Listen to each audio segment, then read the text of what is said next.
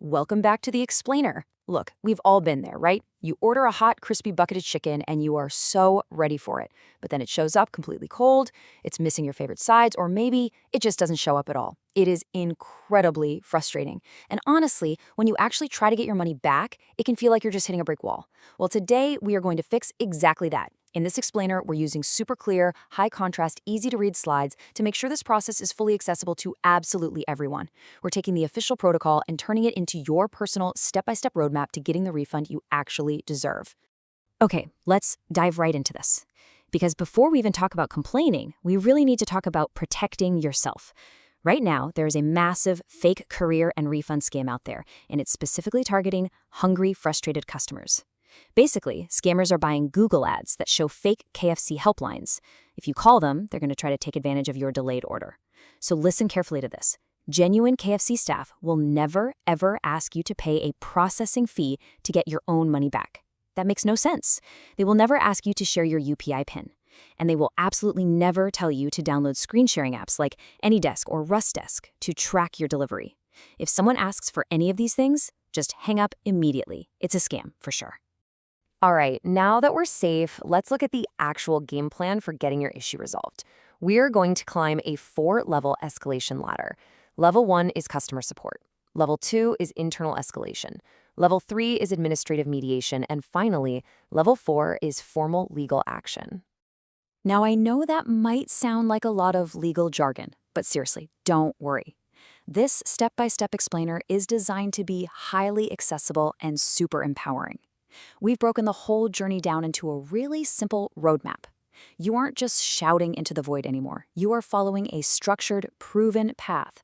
So let's kick things off with step 1. For your Level 1 contact, you're dealing with standard customer support.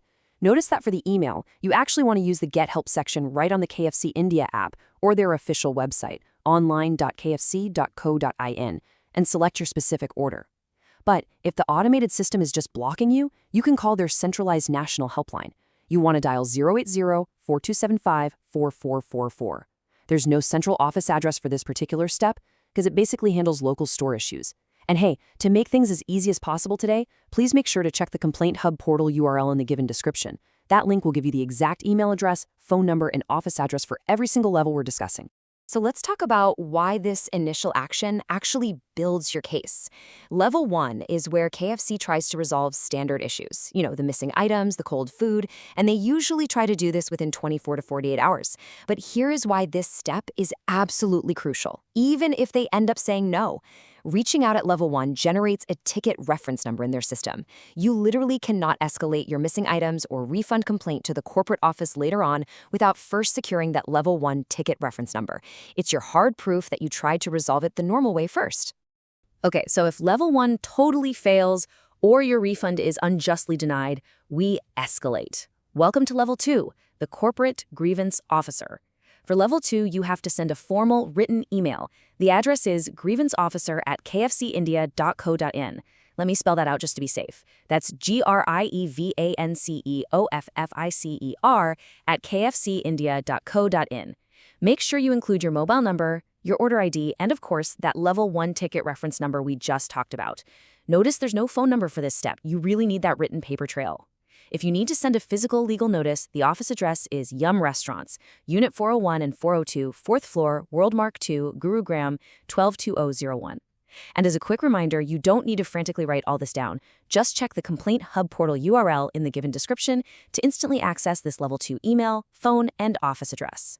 Now, what's really interesting about this part of the process is the sheer legal power you gain. Under the Consumer Protection e-commerce rules of 2020, emailing the grievance officer isn't just a friendly suggestion. It legally binds the corporate office. By law, they have to acknowledge your escalated dispute within 48 hours. And it doesn't stop there. They're legally required to prioritize the matter and give you a reasoned resolution within 30 days. Basically, you are putting them on a strict, legally mandated clock. But what if those 30 days come and go and the grievance officer rejects your claim, or worse, just completely ignores you? Well, we don't stop there. We move right to Level 3, administrative mediation.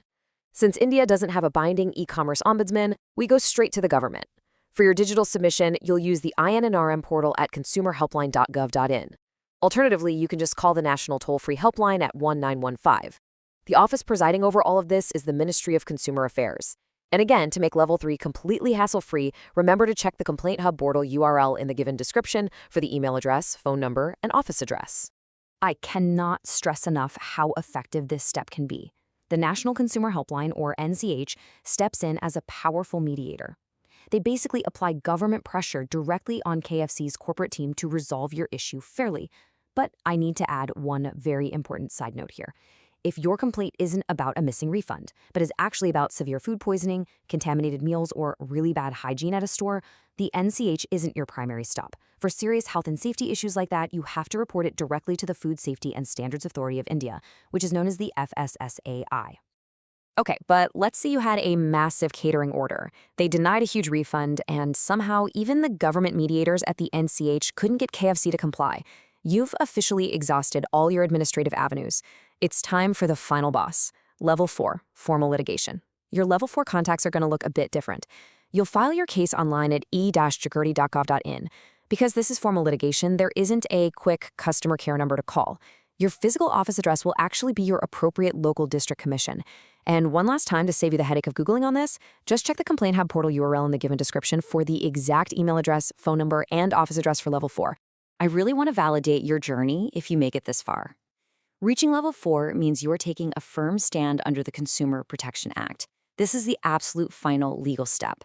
At this point, you aren't just filing against KFC corporate anymore, you are actually filing against the franchisor and the specific regional franchisee that operates that local outlet.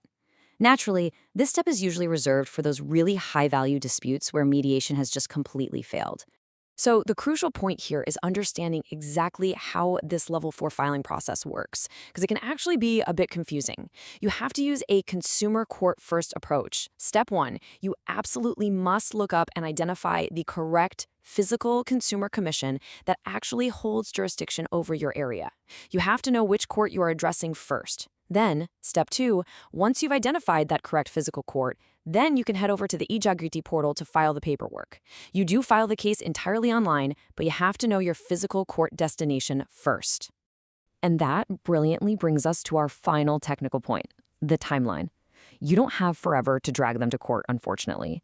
The law enforces a very strict statute of limitations. Month 0 is the date your cause of action occurred. That basically means the exact day the defective delivery arrived, or the day your refund was officially denied. From that specific date, you have exactly a 24-month or 2-year window to file your case at Level 4. If you drag your feet and wait 25 months, the court is almost certainly going to dismiss it. Wow. Okay, we have covered a lot of ground today. From that very first frustrated call to the local store, all the way to officially filing a case in consumer court. You now possess the exact step-by-step roadmap to hold these companies accountable. Just remember to follow the escalation ladder, always keep your ticket reference numbers handy, and please, let's keep our community safe. Never share your exact order numbers or your personal bank details online. The tools to fight back are literally in your hands right now. So I'll leave you with this. The next time a massive corporation tries to ignore your basic consumer rights, are you just going to let it slide, or are you going to make them answer for it? Thank you so much for hanging out with me for this explainer. Until next time, stay safe and stay informed.